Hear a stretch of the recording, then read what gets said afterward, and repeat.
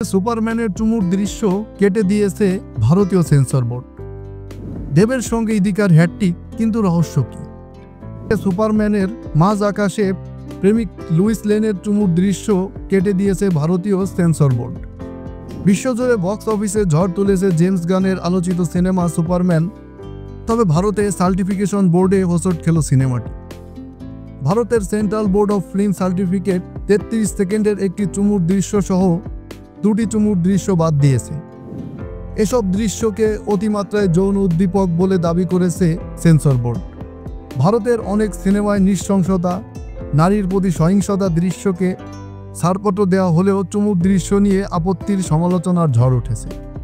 Family man, scam 1992 অভিনেত্রী শ্রেয়া ধরবন্তী সামাজিক যোগাযোগ মাধ্যমে লিখেছে, যদি সত্যি হয় তাহলে এটি হাস্যকর।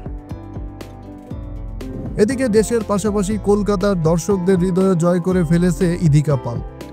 বক্স অফিসে একের পর এক সিনেমা ব্লকবাস্টার হওয়ায় ইদিকা হয়ে উঠেছে নির্মাতাদের প্রথম পছন্দের নায়িকা। খাদান সিনেমার পর এবার একসঙ্গে দেবের বিপরীতে কাজ করার সুযোগ পেয়েছেন এই অভিনেত্রী। এবার তাকে দেখা যাবে কলকাতার আলোচিত সিনেমা প্রজাপতি-এর দ্বিতীয় কিস্তিতে। এই সিনেমার শুটিং লন্ডনের জোর কদমে চলছে। ইতিমধ্যেই পুরো পরিবার নিয়ে ইংল্যান্ডের রাজধানীতে পৌঁছে গেছেন অভিনেতা প্রযোজক দেব। এই সিনেমার একটি গুরুত্বপূর্ণ চরিত্রে অভিনয় করছে ইদিকা পাল।